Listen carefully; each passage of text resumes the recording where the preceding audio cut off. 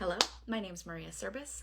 I'm a past life healer, Akashic Records channeler, and I'm excited to go live today because I wanted to talk about how do you really go from building, growing, and scaling a business from hustle, 24/7 hustle, got to get it done, trying to figure out the best next right answer, doing what makes sense, doing what is logical, to how do you remap your business to soul. Okay, now I preface this with saying there are a lot of individuals out there, like it's become pretty popular to talk about building a soul-led business. Now, some people will talk about that because they maybe attended one amazing retreat and they got some beautiful intuitive downloads and they're like, okay, I'm building a soul-led business. But in the day-to-day, they are still running from a fuel source of 24/7 hustle, the right strategy, doing what makes sense. Okay, so what I mean by that is it's like they maybe had some beautiful epiphany, but the fuel source in the business is still 24/7 hustle and strategy, because that's what a lot of us type A driven women, that's all we know.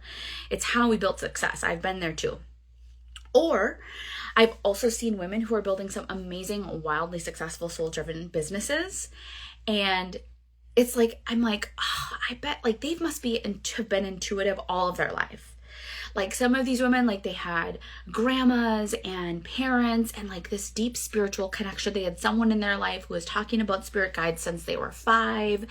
They've been working with family, friends, whatnot, like developing their intuitive and psychic gifts over like years and years of time. Like they are deeply soul-led, and it's beautiful because we need more awakened souls on the planet living in alignment with your soul purpose, your soul mission. But so it's like I would either see one or the other. I'd see like someone who it's like they've been living soul, intuition, and spirituality all of their life. They've been connected to their ancestors and their guides for millions, eons, let's just say. They probably have had someone in their life when they were younger who was like developing and fostering those gifts. Or someone who's running a soul-led business. And I use this in quotations because, again, they had some deep download epiphany. But I can still see behind the scenes that person is still operating from hustle and gotta go and gotta get the right move and, relying, I would say, too heavily on hot seat coaching calls, waiting for a mentor to tell them what to do next. And I know because I've been there. So there have been times along my own journey, I am a type A driven, go, go, go hustle mentality. And here's another like myth. This is a bit of a side conversation, but when you align to soul, when you deeply connect with your higher self, your intuitive self, it's not like you don't lose your drive. So I still have drive. I didn't all of a sudden become like a light love, I meditate 23 hours out of the day. No, I don't do that. Okay. Like I still have significant drive, but I do also prioritize my spiritual practices. I do prioritize dropping into my heart and tuning into and trusting my higher self and my high vibrational guide. So yes, I have those practices. No, it didn't technically take up my life. Okay. But what I saw was there was a disconnect. Either there were individuals who were like so woo already, they've been woo, and they were putting out some great content and things about intuition, but I didn't feel like it spoke to me because I was like, God, I want to trust this intuition. I want to this sounds really cool. But I was like, I just don't think I'm built like that. I had a strong ego. I have a strong logic driven brain. I mean, I was a science major. I did a master's degree in occupational therapy, which occupational therapy, not that a lot of people know this, is a very holistic driven occupation and profession. We actually work a lot on working with the whole person. So I will say having that background was helpful. However, the university that I went to was also very data and research driven. I've been data and research driven all my life. And it's gotten me far. Okay. So I know how to learn things fast. I know how to, when I was new in business, I knew how to get in the right rooms. I knew how to find the right mentors. They could give me the next steps of how to build my business. And I'm a workhorse. I know how to okay, cool. Do this, did it. And before you know it, I had a successful business. I was known. People were wanting to book me for speaking. for keynote speaking, for wellness workshops. I was on billboards. I was featured on the news as a stress management, anxiety management, resilience speaker. All these things were happening for me.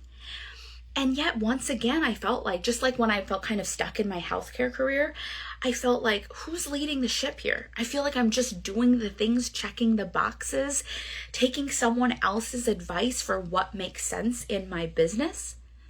But does this feel soul aligned?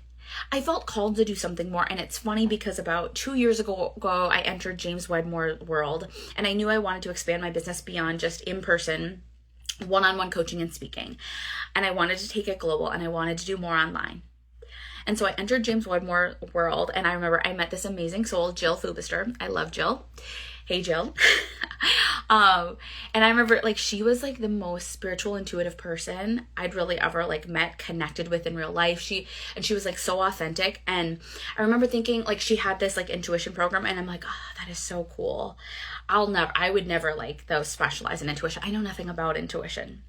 And I say this because the irony is 2 years later, once I did my own deep healing work, I now have an intuition mastery program, but it's very different than what is out there. Because my intuition mastery program is built for type A driven women with logic minds, strong egos. Women who you've been raised all your life to hustle more, do what makes sense, follow the blueprint. For that, we need some deeper underlying work. Okay, so in my intuition mastery program, we do the deep quantum healing. We help your ego with ego surrender. Now, that is not ego death. That is not ego banishment. When I say those words, anybody who's type A with a strong ego, your ego is going to go into defensive mode. Like, what? She's going to get rid of me? No way. We're not doing this. That's not what I teach in my program. Quite frankly, I don't do much teaching at all. I do a remembering. We do an awakening through deep quantum healings. And that is what truly helped me go from running a business that made sense, that I knew could make money, that was bringing me success, but it was not soul aligned. And 2 years ago, 3 years ago, didn't even know what that meant. I'm like, soul aligned, what are these people talking about? Somebody just give me the next 90 steps. Give me the blueprint for building this soul-led business, because I didn't get it. My ego just wanted an answer. My ego just wanted, honestly, another box that I could go into. And I realized I was never born for a box, and neither were you. Your answer isn't going to come from a hot seat coaching call. It's not going to come from a blueprint. That is not to say we abandon all reason. Okay, so the beauty is when you become an intuitive CEO, a soul-led business owner, that becomes the driving force. It becomes easy to map to and align to like, what am I meant to do in my business? And it allows this beautiful evolution because you're just following soul. You're just following your soul purpose and your soul mission. And I can't tell you what that is. I can only help you remember through an awakening process. And the awakening process includes rewiring your subconscious mind so that you once again feel safe to deeply tap into your intuitive abilities. And then it also includes some beautiful past life healing, because what I know after working with, there have now been 20 plus women who have gone through higher self awakening. Also a few more, like I say 20 plus because some have gone through just a self-paced version. And what I know is that many of them carry some wounds from a past life where their ego had to operate out of survival and safety. Ego had to come forward and be strong for the self. And so we have to do some healing around that, because right now the soul is fragmenting somewhere and it's stuck, thinking that you still need to operate from ego. And until we do the healing, you'll continue to feel ego-led versus soul-led. That is what deeply helped me go from running a business from hustle and strategy to now soul.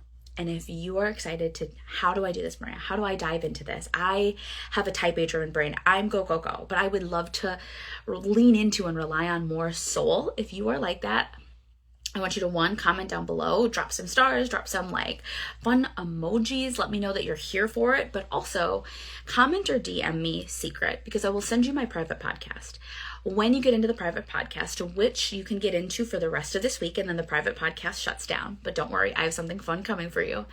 But when you get into the private podcast, I will teach you in 5 powerful, impactful audios that you can listen to in the private Telegram channel.